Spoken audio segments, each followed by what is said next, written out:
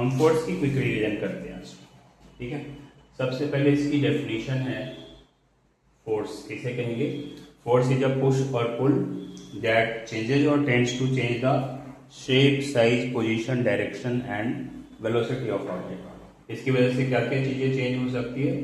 Shape, size, position, direction और velocity और motion of object, ठीक है। इससे पहले मैंने क्या कहा, ये क्या है? ये कोई पुश है या पुल है जिनकी वजह से ये चीजें चेंज होंगी, ठीक है। फोर्स के लिए ऐसा यूनिट है, ऐसा यूनिट न्यूटन है, जिसे स्मॉल n से लिखते हैं, लेकिन जब आप इसकी यूनिट का सिंबल लिखोगे तो कैपिटल N लिखना है, ठीक है। तो ऐसा यूनिट इसके लिए न्यूटन हो गया। अब कई तरह के फोर्सेस है, उसमें से कुछ फोर्सेस हम देखेंगे, जिसमें सबसे पहले है बैलेंस्ड फोर्स। बैलेंस्ड फोर्स किसे कहते हैं? अगर किसी ऑब्जेक्ट पे दो अपोजिट फोर्सेस लग रहे हो, ठीक है, और ऑब्जेक्ट की पोजीशन में कोई भी चेंज ना आए, तो ऐसे फोर्स को बैलेंस्ड फोर्स कहते हैं। If two forces of equal magnitude act on an object and there is no net change in the position of object, then these forces are called balanced force. अगर हम unequal magnitude के forces लगा दें तो ऐसे forces को ही unbalanced force कहेंगे, और उस केस में क्या हो जाएगा कि जो ऑब्जेक्ट है वो ग्रेटर डायरेक्शन, ग्रेटर जिधर फोर्स लग रहा है उस डायरेक्शन में वो मूव कर जाएगा। जैसे अब मान लो कि इस डायरेक्शन में 2 न्यूटन फोर्स लग रहा है और दूसरी तरफ 5 न्यूटन फोर्स लग रहा है, तो ये ऑब्जेक्ट इस डायरेक्शन में मूव कर जाएगा। ऐसे फोर्सेस को अनबैलेंस्ड फोर्स कहते हैं। तो इसे हम कैसे डिफाइन कर सकते हैं? When two forces of unequal magnitude are acting on an object, the object moves in the direction of greater force, such forces are called unbalanced force. ऐसे ही नेक्स्ट है फ्रिक्शनल फोर्स। फ्रिक्शनल फोर्स किसे कहते हैं? ये हमेशा ही दो surfaces जो एक दूसरे के कांटेक्ट में होते हैं उनके बीच लगने वाला फोर्स होता है, ठीक है। तो frictional force is the force acting between two surfaces in contact, ठीक है। Force acting between two surfaces in contact that always acts opposite to the direction of motion of object, ठीक है। जैसे अब मान लो कि मैंने इस फोर्स को एक्सप्लेन करना है, मैंने डस्टर को यहाँ अपने पाम पे रख लिया, तो पाम और इस डस्टर के सरफेस, इस डस्टर के बीच में फ्रिक्शनल फोर्स है जो इसको मूव करने से रोक रहा है, ठीक है। तो it is the force between two surfaces in contact, ये ध्यान रखना है आपको। नेक्स्ट टर्म जो पढ़ना है वो है पढ़ना आपको इनर्शिया। इनर्शिया किसी भी ऑब्जेक्ट की नेचुरल टेंडेंसी होती है। नेचुरल टेंडेंसी किस चीज की होती है? To maintain its state of rest. Natural tendency of a body to maintain state of rest or uniform motion in same direction कह सकते हो, ठीक है। तो किसी भी ऑब्जेक्ट की नेचुरल टेंडेंसी जो होती है वो रेस्ट के स्टेट को मेंटेन करके रखने की या यूनिफॉर्म मोशन सेम वे में उसको कंटिन्यू रखने की जो टेंडेंसी होती है उसे इनर्शिया कहते हैं। इनर्शिया से ही रिलेटेड है न्यूटन का first law of motion, inertia से रिलेटेड है, इसलिए इसी लॉ को हम लॉ ऑफ इनर्शिया भी कहते हैं। लॉ ऑफ इनर्शिया भी कहते हैं, ठीक है। ये लॉ क्या कहता है? An object at rest remains at rest, ठीक है। कोई भी ऑब्जेक्ट अगर रेस्ट में है तो वो रेस्ट में ही रहेगा, and an object in motion continues to move with constant velocity unless a net force acts upon the object, ठीक है। तो सेकेंड पार्ट क्या है इसका कि अगर ऑब्जेक्ट मोशन में है तो वो सेम वेलोसिटी के साथ मूव करता रहेगा जब तक उस पर कोई नेट फोर्स एक्ट ना करे, ठीक है। तो ये इसकी स्टेटमेंट है, याद रखना है सही से। An object at rest remains at rest and an object in motion continues to remain in motion with constant velocity unless a net force acts upon it, ठीक है। तो ये फर्स्ट लॉ ऑफ मोशन है। इसके बहुत सारे applications हैं first law of motion के। मैं आपको एक दो एग्जांपल देता हूँ कि जैसे मान लो कि कोई कारपेट है और कारपेट को आपने हिट किया, एक स्टिक से आपने हिट किया, ठीक है। तो कारपेट को आपने स्टिक से हिट किया तो मोशन में कौन आ जाएगा, कारपेट मोशन में आ जाएगा। और इसके अंदर जो डस्ट पार्टिकल्स हैं वो अपने रेस्ट की टेंडेंसी को मेंटेन करके रखना चाहेंगे ड्यू टू इनर्शिया, ठीक है। तो carpet comes into motion but the dust particles tend to remain at the same position due to their inertia, so they come out of it, ठीक है। ऐसे ही अगर हम किसी ट्री के ब्रांच को विग्रेसली शेक करते हैं तो क्या होता है, जो ब्रांच है वो तो मोशन में आ जाएगा, ब्रांच मोशन में आ जाएगा, लेकिन जो लीव्स है आपने उस पर फोर्स नहीं लगाया, आपने तो ब्रांच पे फोर्स लगाया, तो लीव्स की टेंडेंसी होगी उसी स्टेट को मेंटेन करके रखने की और वो डिटैच हो जाएंगे ब्रांच से। ऐसे ही थर्ड केस आप ले सकते हो कि आप किसी कार में बैठे हो और कार में बैठे हो तो आपकी जो बॉडी का लोअर पार्ट है, लोअर पार्ट बॉडी का जो है वो सीट के साथ कांटेक्ट में है, तो वो अभी रेस्ट में है। जैसे ही कार जो है वो मूव करेगी तो क्या होगा, कार जब मूव करेगी तो जो लोअर पार्ट है बॉडी का वो कार के साथ ही मूव करने लग जाएगी, लेकिन जो अपर पार्ट है बॉडी का, अपर पार्ट क्या करेगा, वो रेस्ट में रहना चाहेगा ड्यू टू इनर्शिया। तो इस वजह से क्या होता है, एक बैकवर्ड जर्क लगता है। तो बैकवर्ड जर्क लगेगा हमारे अपर पार्ट पे और फिर उसके बाद फिर हम कार के साथ मोशन में आ जाएंगे, ठीक है।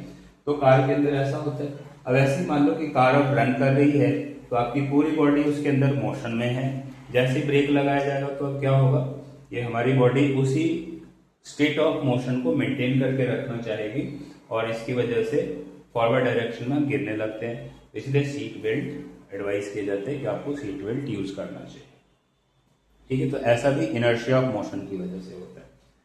तो ये सब फर्स्ट लॉ के एप्लीकेशंस हैं और भी बहुत सारे एप्लीकेशंस हैं। सेकेंड लॉ में जाने से पहले हमें कुछ टर्म पता होने चाहिए, जैसे एक टर्म है मोमेंटम। मोमेंटम इसका सिंबल P होता है और मोमेंटम प्रोडक्ट होता है ऑब्जेक्ट के मास और उसकी वेलोसिटी का, ठीक है। Momentum is the product of mass and velocity of an object. तो मास के लिए आप m लिख सकते हो, वेलोसिटी के लिए v लिख सकते हो। मोमेंटम का सिंबल P है तो P equals to m into V, ये फॉर्मूला बन जाता है, ठीक है। अगर आप सोचो कि ऑब्जेक्ट का मास m है और उसकी इनिशियल वेलोसिटी u है, इनिशियल वेलोसिटी u है, तो इस ऑब्जेक्ट का मोमेंटम क्या हो जाएगा, मोमेंटम क्या हो जाएगा, m इंटू यू।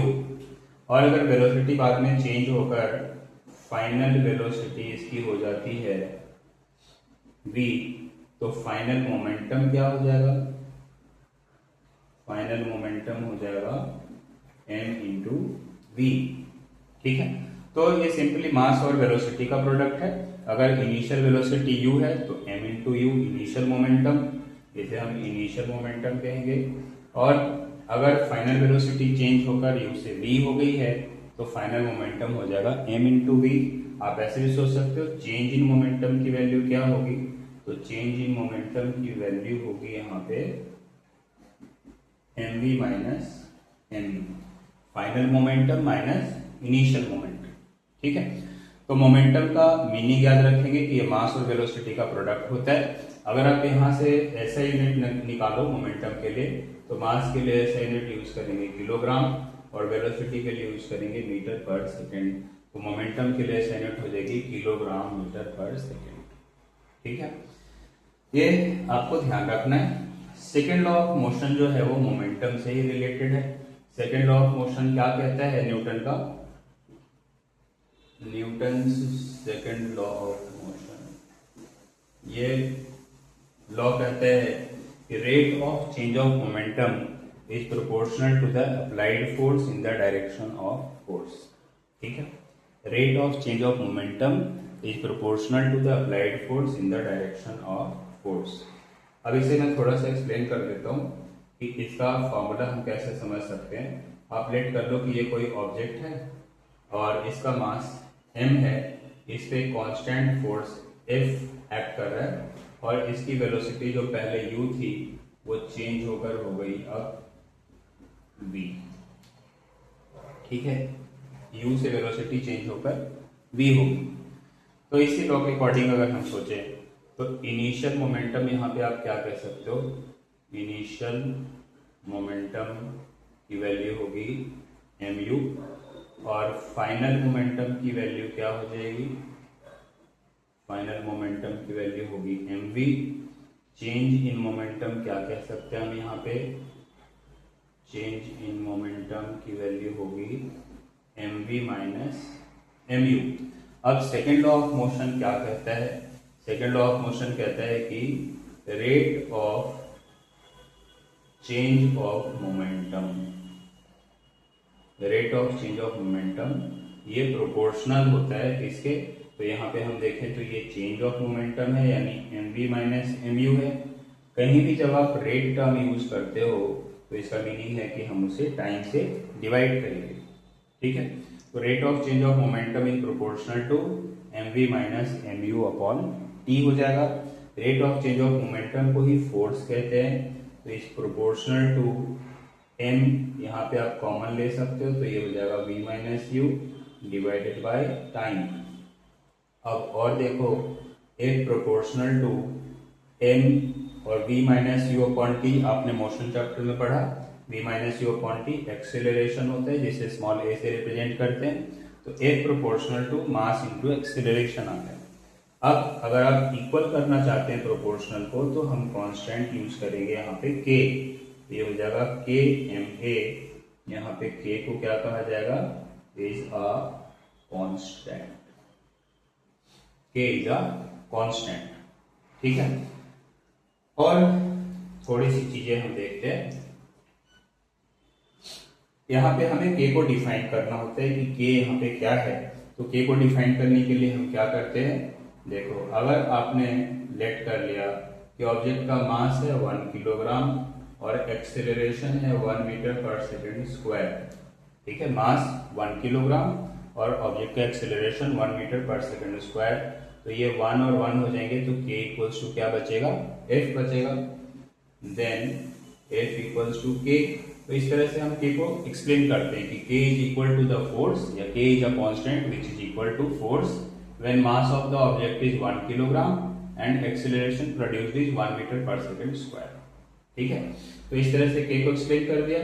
अब हम लेट कर लेंगे इसी एक्सप्रेशन में k इक्वल्स टू 1, तो क्या हो जाएगा, then f equals to, k को 1 लेट कर लिया तो f equals to 1 into ma यानी कि f इक्वल्स टू ma। ठीक है, तो यहाँ पर फोर्स का मैथमेटिकल एक्सप्रेशन आ जाता है, force equals to mass into acceleration. ठीक है, force equals to mass into acceleration. अब यहाँ से ये तो मैथमेटिकल एक्सप्रेशन है फोर्स का, ये आपसे डिराइव करने को कहा जा सकता है, explain the mathematical expression of second law of motion. तो हम इस तरह से डिराइव करेंगे। अब जरा सा देखो कि अगर हमें ऐसा यूनिट ऑफ फोर्स को ही एक्सप्लेन करना हो, डिफाइन करना हो, तो फोर्स के लिए ऐसा यूनिट क्या है, न्यूटन है। ठीक है, हमने फॉर्मूला क्या पढ़ा, F इक्वल्स टू ma। ठीक है, ma यानी फोर्स के यूनिट को यानी 1 न्यूटन को अगर हमें डिफाइन करना हो तो हम क्या कह सकते हैं, 1 Newton is the force when which acts on an object of mass 1 kilogram. 1 Newton is the force which acts on an object of mass 1 kilogram and produces acceleration of 1 meter per second square। तो यहाँ से 1 Newton force के लिए ये आप definition बता सकते हो 1 Newton की। 1 Newton is the force which acts on an object of mass 1 kilogram and produces acceleration of 1 meter per second square। फिर सेकेंड लॉ में ही एक एक्सप्रेशन आया है जो अब आपकी बुक में है पढ़ना, कि मान लो कि अगर एक्सेलरेशन किसी ऑब्जेक्ट में प्रोड्यूस हो रहा है और उस ऑब्जेक्ट का मास जैसे हमने फिक्स रखा हुआ है और फोर्स की वैल्यू हमने चेंज कर दी, फोर्स इंक्रीज कर दिया। क्या कहा मैंने कि कोई ऑब्जेक्ट है जिसका मास फिक्स है और हमने क्या किया, नेट फोर्स की वैल्यू इंक्रीज कर दिया। ठीक है, तो क्या होता है, एक्सेलरेशन की वैल्यू भी इंक्रीज होती है, एक्सेलरेशन की वैल्यू इंक्रीज हो जाती है। तो उसके लिए एक रिलेशन है, वो रिलेशन आपको याद रखना है, a1/a2 equals to t1 square upon t2 square. ठीक है, ये कैसे वैल्यू आई, आप ऐसे सोच सकते हो, मान लो कि कोई ऑब्जेक्ट है और ये रेस्ट से स्टार्ट हो रहा है, रेस्ट से स्टार्ट हो रहा है यानी कि इनिशियल वेलोसिटी इसकी 0 है।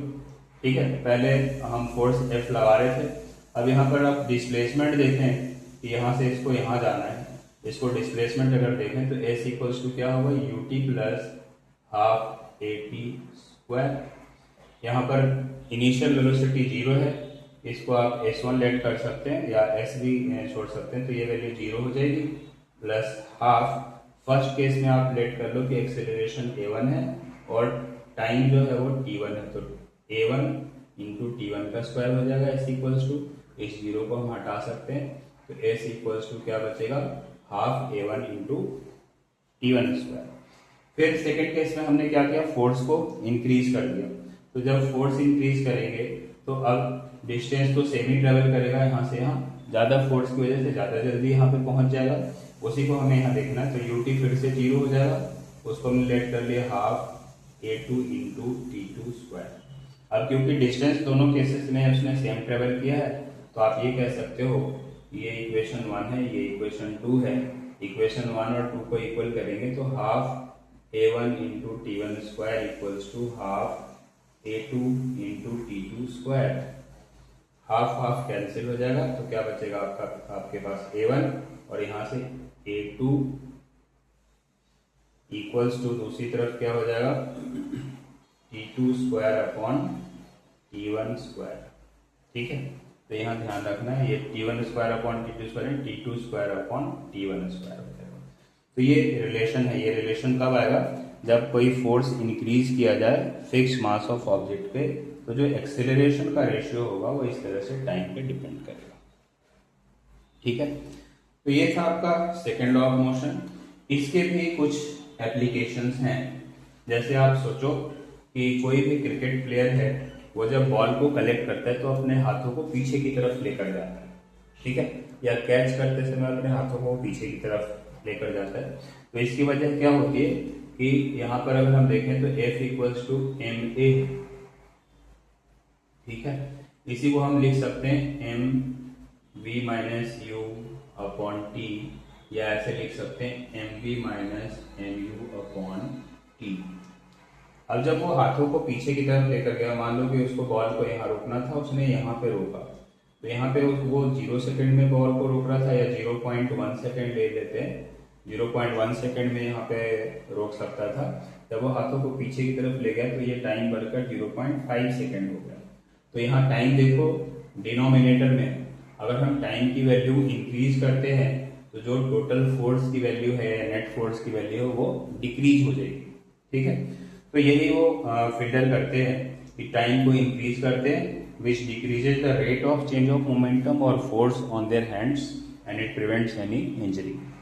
ठीक है, और ऐसा ही लॉन्ग जंप और हाई जंप इवेंट्स में भी होता है। अभी अभी कॉमनवेल्थ गेम्स खत्म हुए हैं, उसमें आपने देखा होगा कि जो लॉन्ग जंप इवेंट होता है उसमें सैंडबेड पे कूदते हैं जो एथलीट्स होते हैं। तो सैंडबेड पे कूदने से क्या होगा कि मान लो कि अगर आप डायरेक्ट किसी जगह पे कूद रहे हो, वहां पे सैंड नहीं है, तो आपकी वेलोसिटी अचानक से 0 हो जाएगी। लेकिन अगर सैंड यूज किया गया है तो उसकी वेलोसिटी को 0 होने में थोड़ा सा टाइम लगेगा, टाइम इंक्रीज हो जाएगा।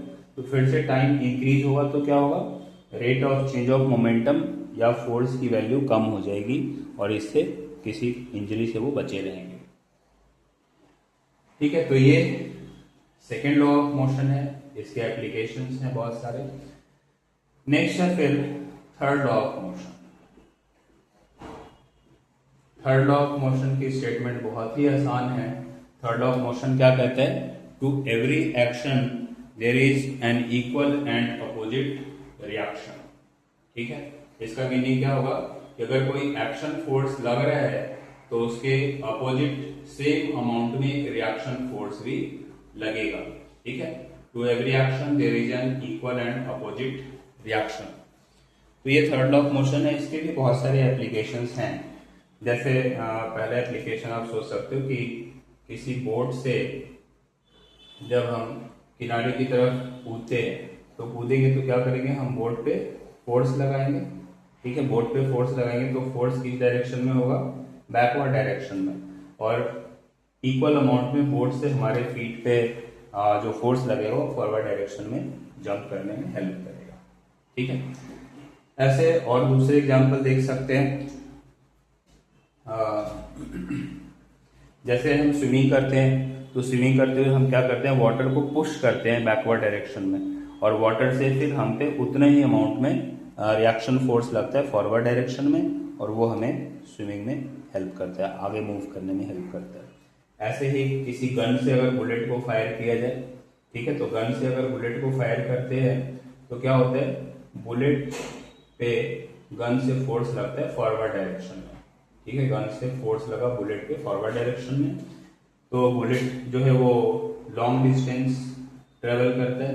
लॉन्ग डिस्टेंस ट्रेवल करने की वजह यहाँ पे फिर थोड़ा सा सेकेंड लॉ ऑफ मोशन भी आ जाता है कि देखो मास बुलेट का बहुत कम है, तो यहाँ से एक्सेलरेशन निकालेंगे, F equals to M A होता है, तो A इक्वल्स टू क्या हो जाएगा, F अपॉन एम। तो मास बुलेट का बहुत ही कम है, तो इसलिए जो एक्सेलरेशन बुलेट में प्रोड्यूस होगी उसकी वैल्यू बहुत ज्यादा होगी, और इसकी वजह से बुलेट लॉन्ग डिस्टेंस ट्रेवल करेगा। फिर दूसरी तरफ देखें तो गन का मास बुलेट के कंपैरिजन में काफी ज्यादा है, तो यहाँ पे मास देखो नीचे है, डिनोमिनेटर में है, तो गन का मास अगर हमने ज्यादा कर दिया तो उसमें एक्सेलरेशन की वैल्यू बहुत कम हो जाएगी, तो इसकी वजह से गन सिर्फ रिकॉइल होकर रह जाता है। ठीक है, तो यहाँ सेकेंड और थर्ड दोनों ही लॉज एप्लीकेबल है। अगर हम एक्शन और रिएक्शन फोर्सेस देखें तो गन और बुलेट एक दूसरे पे फोर्स लगा रहे हैं। फिर सेकेंड लॉ से अगर यहाँ पे सोचे तो बुलेट का मास बहुत कम है, इसलिए इसमें एक्सेलरेशन ज्यादा प्रोड्यूस हुई, इसने लॉन्ग डिस्टेंस ट्रेवल किया, और गन का मास बहुत ज्यादा है बुलेट के कंपेरिजन में, इस वजह से इसमें एक्सेलरेशन बहुत कम आई, और ये सिर्फ रिकॉइल होकर रह गया। ठीक है, तो ये तो थर्ड लॉ के एप्लीकेशंस हैं, और भी बहुत सारे एप्लीकेशंस हैं। जैसे जो फायरमैन होते हैं वो होस को बहुत ही टाइटली होल्ड करके रखते हैं, या फिर एक से ज्यादा लोग होस को पाइप को होल्ड करते हैं, तो उसकी वजह क्या होती है कि जो वाटर पाइप होती है या होस है उससे लार्ज अमाउंट में वाटर फॉरवर्ड डायरेक्शन में इजेक्ट होता है ग्रेट फोर्स के साथ, और उतना ही रिएक्शन फोर्स पे उस वाटर से होस पे लगता है। तो थर्ड लॉ ऑफ मोशन के अकॉर्डिंग ये फोर्स काफी ज्यादा होता है रिएक्शन फोर्स, इसलिए उसको होल्ड करना डिफिकल्ट होता है। ठीक है, तो ऐसे ही और भी एप्लीकेशंस हैं, जैसे लॉन्चिंग ऑफ रॉकेट्स के बारे में हम सोच सकते हैं, या फिर कैनोइंग जो करते हैं उसमें भी ऐसे एक्शन और रिएक्शन फोर्सेस एक्ट करते हैं। फिर यहाँ पे एक नया टर्म इंट्रोड्यूस करवाया गया है आपकी बुक में कि अगर मान लो कि हमारे पास दो बॉक्सेस का एक सिस्टम है, एक बॉक्स 1 है और इस पे फोर्स लगाया जा रहा है, और ये बॉक्स जो है वो एक स्ट्रिंग के थ्रू दूसरे बॉक्स के साथ ज्वाइन हो रहा है, बॉक्स 2। ठीक है, तो जब इस पे फोर्स लगाया जाएगा तो ये बॉक्स 1 जो है वो इस पे फोर्स लगाएगा, बॉक्स 2 पे फोर्स लगाएगा, और थर्ड लॉ ऑफ मोशन से फिर सोचे तो बॉक्स 2 भी बॉक्स 1 पे फोर्स लगाएगा। ठीक है, तो इस तरह के जो फोर्सेस होते हैं, जैसे यहां से तो हमने एक्चुअल फोर्स अप्लाई किया, अब एक्चुअल फोर्स ये है या एक्सटर्नल फोर्स, इसे हम कहेंगे कि ये एक्सटर्नल फोर्स है, तो एक्सटर्नल फोर्स अप्लाई किया। अब ये बॉक्स 1 पे एक्सटर्नल फोर्स लग रहा है, बॉक्स 1 बॉक्स 2 पे फोर्स लगा रहा है, और बॉक्स 2 बॉक्स 1 पे फोर्स लगा रहा है, तो इसे हम कहते हैं टेंशन फोर्स। टेंशन फोर्स ये इंटरनल फोर्सेस होते हैं, इंटरनल फोर्सेस होते हैं। ठीक है, तो एक्चुअल में जो एक्सटर्नल फोर्स लगाया जाता है उससे वर्क डन होता है, या उसकी वजह से एक्सीलरेशन प्रोड्यूस होगा, उसकी वजह से डिस्प्लेसमेंट आएगी। तो यहाँ पे अगर हम सोचें फोर्स का फॉर्मूला, तो फोर्स इक्वल्स टू ma होता है, तो यहाँ अगर बॉक्स 1 का मास आपने m1 लेट कर लिया और बॉक्स 2 का m2 लेट कर लिया, तो ये फोर्स एक्सटर्नल जो है उन दोनों पे ही एक्ट कर रहा है। तो हम ये कह सकते हैं कि यहाँ m1 plus m2 into a है, या फिर आप एक्सेलरेशन निकालना चाहोगे तो एक्सेलरेशन क्या हो जाएगा, f upon m1 plus m2, ठीक है। तो ये एक्सेलरेशन प्रोड्यूस होगा। तो ये सिस्टम ऑफ ऑब्जेक्ट्स पे जब कोई फोर्स लगता है, एक्सटर्नल फोर्स लगता है, तो उस केस में मासेस इनके कंबाइन हो जाते हैं और हम इस तरीके से एक्सेलरेशन निकालते हैं, ठीक है।